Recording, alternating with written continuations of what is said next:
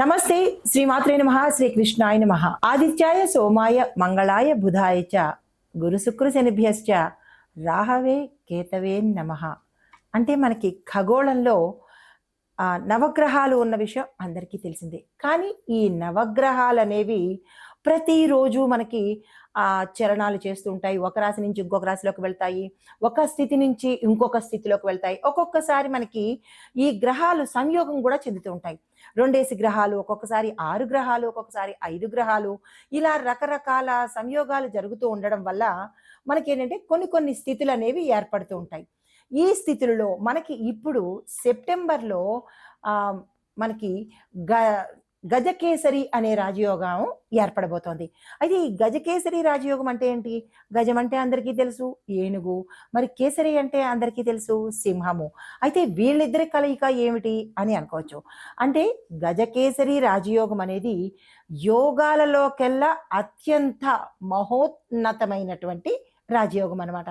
అయితే ఇవి ఇప్పుడు మనకి అదృష్టవశాత్తు 12 సంవత్సరాల తరువాత ఇటువంటి అమోఘమైన, అత్యున్నతమైన, మహిమాన్వితమైనటువంటి ఈ రాజయోగం అనేది ఏర్పడబోతోంది.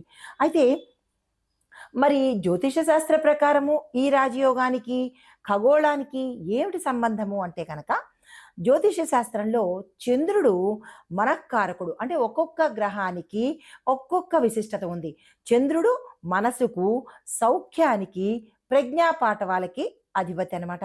అయితే తర్వాత మనకి గురువు ఉన్నాడు. గురుగ్రహం ఏమిటి ఇస్తుందంటే జ్ఞానము, ధనము, సద్గుణము ఇస్తుంది. విశేషమైన ప్రతి ఒక్కళ్ళకి కావాల్సింది జ్ఞానం కావాలి, మనసు బాగుండాలి, ధనం ఉండాలి, సౌఖ్యం ఉండాలి. ప్రతి ఒక్కళ్ళు అదే కదా కోరుకుంటారు. అలాగే ఈ సమయంలో మనకి చంద్రుడు, గురుడు ఇద్దరు మోస్ట్ పవర్ఫుల్ ప్లానెట్స్ అనమాట. ఈ ప్లానెట్స్ మనకి ఈ సమయంలో సంయోగం చెందబోతున్నాయి.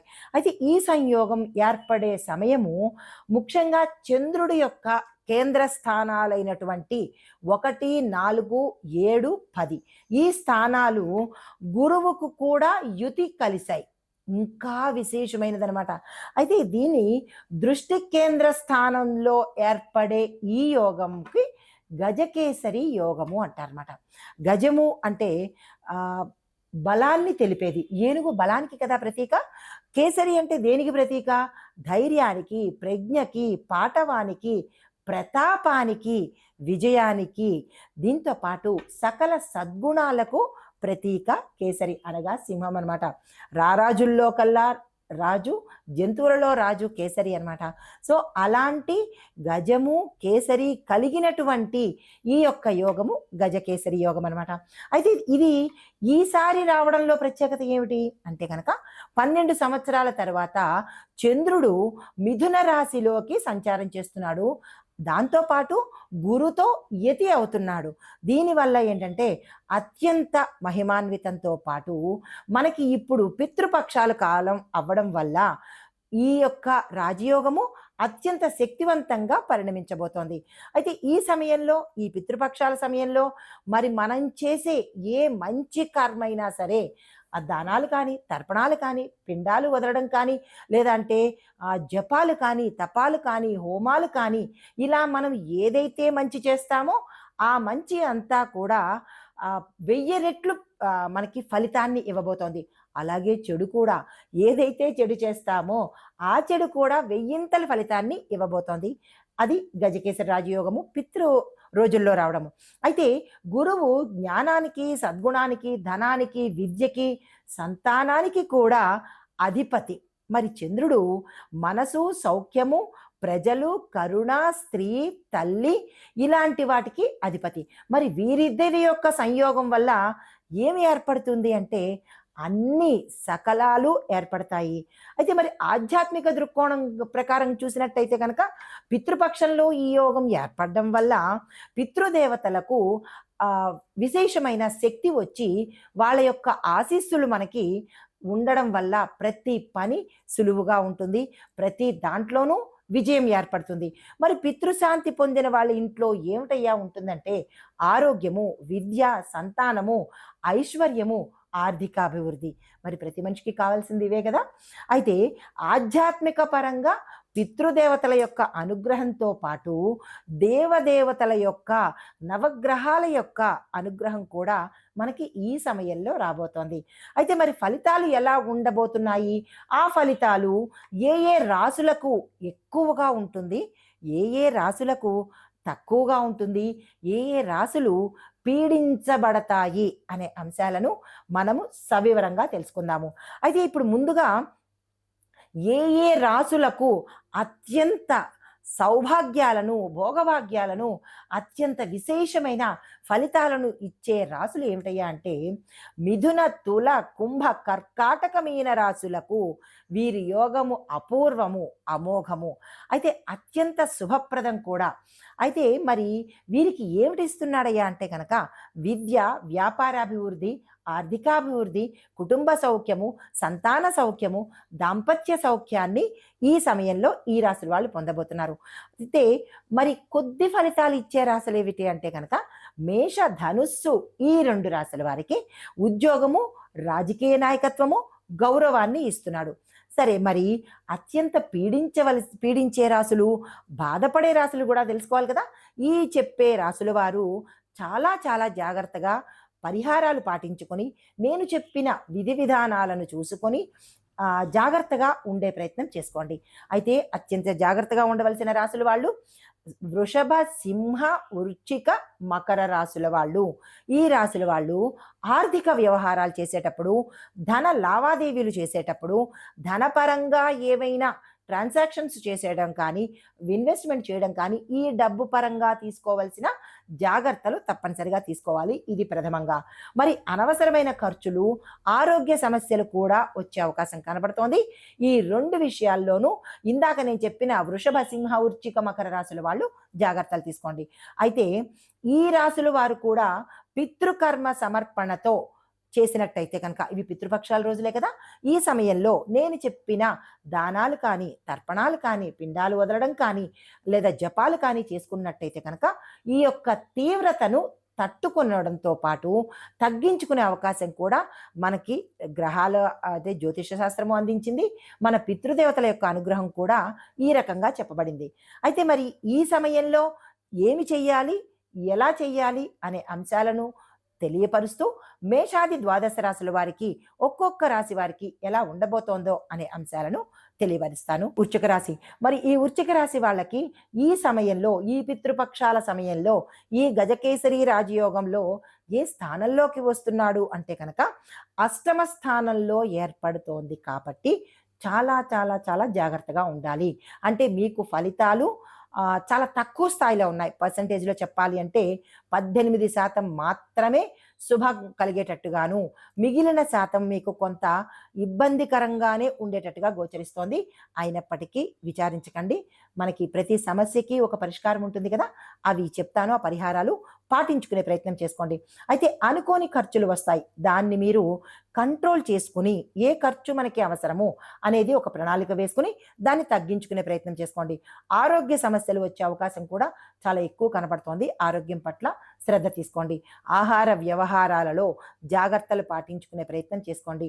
అంటే ఈ సమయంలో మీరు ఎక్కడ పడితే అక్కడ, ఏది పడితే అక్కడ ఆర్డర్లు పెట్టో లేకపోతే ఎక్కడ స్ట్రీట్ ఫుడ్లో ఇలాంటివి తీసుకోకుండా స్వచ్ఛంగా ఇంట్లో చేసుకున్న పదార్థాలను తిన్నట్టయితే కనుక అనారోగ్య సమస్యల్ని కొంతవరకు కంట్రోల్ చేసుకునే అవకాశం ఉంది. అయితే గతంలో మీకు జెనెటికల్గా కావచ్చు, లేదా అంటే మీ యొక్క డిఎన్ఏ ప్రకారం కావచ్చు, లేదా అంటే అనువంశికంగా వచ్చే ఏవైనా రుగ్మతలు కానీ, దీర్ఘకాలిక వ్యాధులు కానీ ఉంటే తప్పనిసరిగా ఈ సమయంలో, ఈ పితృపక్షాల సమయంలో డాక్టర్ పర్యవేక్షణ చేసుకోండి. దానికి సంబంధించిన జాగ్రత్తలు తీసుకోండి. అయితే ఇవేనా అంటే కాకుండా మరింకా ఏమున్నాయంటే ఆధ్యాత్మికంగా మీకు అభివృద్ధి కనబడుతుంది. అంటే దాన ధర్మాలు చేయాలని, దైవం పరంగా దేవాలయాలు తిరగాలని, ఇలాగంటే మీకు వేరే కోణంలో కూడా మీ మనసు చెలించే అవకాశం కనబడుతోంది. ఆధ్యాత్మిక పరంగా మళ్ళే అవకాశం కనబడుతోంది. అయితే పితృదేవతల యొక్క అనుగ్రహము మీకు చాలా ఎక్కువగా ఈ సమయంలో గోచరిస్తోంది. అంటే గతంలో మీరు వారి పట్ల అంటే వారి కార్యక్రమాలు చేయలేకపోవడం కానీ, వారికి ఏది సమయానికి అందించలేకపోవడం వల్ల ఇప్పుడు ఈ సమయంలో మీకు తీవ్రమైన కొంచెం చెడు పరిణామాలే గోచరిస్తున్నాయి. ఇప్పుడు మీరు పితృపక్షాల సమయం కాబట్టి పితృదేవతలకు చెయ్యవలసిన పిండ ప్రదానాలు, తర్పణాలు, జపాలు, దానాలు చేసుకున్నట్టయితే వారి యొక్క అనుగ్రహాన్ని పొందే అవకాశం కనబడుతోంది. అయితే దీంతో పాటుగా మీరు మరి ఇంకా ఎవరెవరికి ఎట్లాంటి ఇబ్బంది ఉంది అంటే కనుక ఉద్యోగస్తులకు, వ్యాపారస్తులకు, రాజకీయ నాయకులకు కొంత ఇబ్బందికరమైన వాతావరణం కనబడుతోంది. ఈ విషయంలో ఆయా రంగాల వాళ్ళు జాగ్రత్తలు తీసుకునే ప్రయత్నం చేసుకోండి. ఎటువంటి శుభకార్యాలు చేయడం కానీ, లేదా కొత్తగా ఏదైనా ప్రారంభించడం కానీ, ఇటువంటి వాటికి మీరు ఈ సమయంలో వెళ్ళకపోవడమే చెప్పదగిన సూచన. అయితే మీకు చెప్పదగిన పరిహారాలు ఏంటంటే కనుక, మీ పేరిట ఏదైనా శివాలయంలో ఈ పితృపక్షాల రోజుల్లో ఏదైనా ఒక రోజు, సోమవారం అయితే అత్యంత శుభప్రదము, కాని పక్షంలో ఆదివారం కానీ, శనివారం కానీ ఈ 3 వారాలలోనే మీకు అనుకూలమైన రోజు చూసుకుని మీ పేరిట రుద్రాభిషేకం చేయించుకున్నట్టయితే కొంత సానుకూలమైన ఫలితాలు పొందుతారు. మరి ఇది పితృపక్షాలు కాబట్టి మరి పితృదేవతలకు ఏమి దానం ఇవ్వాలి అంటే కనుక, నల్ల నువ్వులను శనివారం రోజు ఏదైనా దేవాలయంలో కానీ, నవగ్రహ ఆలయంలో కానీ ఇచ్చుకున్నట్టయితే కనుక పితృదేవతల యొక్క అనుగ్రహంతో పాటు శని భగవానుడి యొక్క అనుగ్రహాన్ని కూడా సంపూర్ణంగా పొందుతారు. ఇప్పుడు ఈ గజకేసరి రాజయోగము మనకి రాసులకేనా, లేదా అంటే దేశకాలమాన పరిస్థితులు, రాజకీయ, న్యాయ, ఆర్థిక, సామాజిక రంగాల వారికి కూడా ఎట్లా ఉండబోతోంది, వ్యవసాయ పరంగాను, వాతావరణ పరంగాను ఎలాంటి ప్రభావాలు చూపిస్తున్నాయి, ఈ చంద్రుడు గురుడు ఇద్దరు కలిసి ఈ ఏర్పడే మిథున రాశిలో ఏర్పడేటటువంటి ఈ యొక్క గజకేసరి రాజయోగంలో దేశకాలమాన పరిస్థితులు ఎలా ఉంటాయి అనే అంశంలో చూసినట్టయితే కనుక, ముందుగా రాజకీయ రంగం చూస్తే దేశంలో రాజకీయాలు సంబంధించినటువంటివి విపరీతమైన మార్పులకు, చర్చలకు, కీలకమైన నిర్ణయాలు తీసుకోవడానికి, న్యాయపరమైన పరిణామాలు జరగడానికి దోహదపడుతోంది మొదటి పాయింట్. తర్వాత ప్రజాస్వామ్య వ్యవస్థ మీద ఎక్కువగా విశ్వాసం పెరిగేటట్టుగా ప్రజలకు కానీ, ఇతరులకు కానీ ఎక్కువ విశ్వాసం అనేది పెరుగుతుంది. తర్వాత కొత్త చట్టాలు, విద్యా సంస్కరణలు, సమాచార సాంకేతిక చట్టాలు కూడా రూపుదిద్దుకునే అవకాశం కూడా ఏర్పడబోతోంది. అయితే కొంతమంది నేతలకు అనూహ్యమైన గౌరవాలు జరిగేటట్టు, గౌరవం కలిగేటట్టు, గౌరవం లభించేటట్టుగా కూడా గోచరిస్తోంది. అయితే మరి ఆర్థిక విభాగం చూసినట్టయితే ఈ యోగము అంటే ఈ గజకేసరి రాజయోగము వాణిజ్యానికి సంబంధించి బుధుడు అధిపతి అయినటువంటి మిథున రాశిలో ఏర్పడడం వల్ల మనకి స్టాక్ మార్కెట్, ట్రేడింగు, బిజినెస్ ఈ 3 అభివృద్ధి దిశగా వెళ్ళేటట్టుగా గోచరిస్తోంది. అయితే డిజిటల్ ఎకానమీ, టెక్నాలజీ రంగము, ఈ కామర్సు ఈ మూడిటిలో పెద్ద మొత్తంలో పెట్టుబడులు కూడా వచ్చే అవకాశం కూడా గోచరిస్తోంది. అయితే దేశ ఆర్థిక వృద్ధి చాలా ఫాస్ట్గా పెరిగేటట్టుగా ఈ సమయంలో గోచరిస్తోంది. అయితే బంగారము, వెండి, టెక్ షేర్స్ యొక్క ధరలు కూడా విపరీతమైన తారాస్థాయికి వెళ్ళే అవకాశము ఇక్కడ ఎక్కువగా ఈ సమయంలో కనబడుతోంది. మరి వ్యవసాయ రంగానికి ఎలా ఉండబోతోంది అంటే కనుక, గజకేసరి యోగం వల్ల వర్షపాతము, నీరు భూమికి చక్కగా అందుబాటులోకి వస్తాయి. తద్వారా పంటలు విశేషంగా పండుతాయి. ఎప్పుడైతే పంటలు విశేషంగా పండాయో పంటలకు గిరాకీ పెరగడము, ధర పెరగడము, దిగుబడి పెరగడము, తద్వారా రైతులకు విశేషమైన లాభాలు చేకూరడమే కాకుండా వాళ్ళకి ఆనందానికి హద్దులు అనేది ఉండదన్నమాట. తర్వాత మరి రైతులకు పంట దిగుబడి పెరగడంతో పాటు మంచి స్థాయిలో కూడా లాభాలు వచ్చే అవకాశం గోచరిస్తోంది. మరి పితృపక్ష కాలంలో విత్తనాలు వేసిన పంటలు కూడా అంటే ఈ సమయంలో ప్రతి ఒక్క రైతు గుర్తుపెట్టుకోండి, ఈ సమయంలో మీరు పంటలు పండించడం, విత్తనాలు వేసినట్టయితే కనుక మీ యొక్క పంట రెట్టింపు స్థాయిలో విశేషంగా పండే అవకాశం కనబడుతోంది. ఏ ఒక్క రైతు దీన్ని విస్మరించకండి, మర్చిపోకండి, గుర్తుపెట్టుకోండి.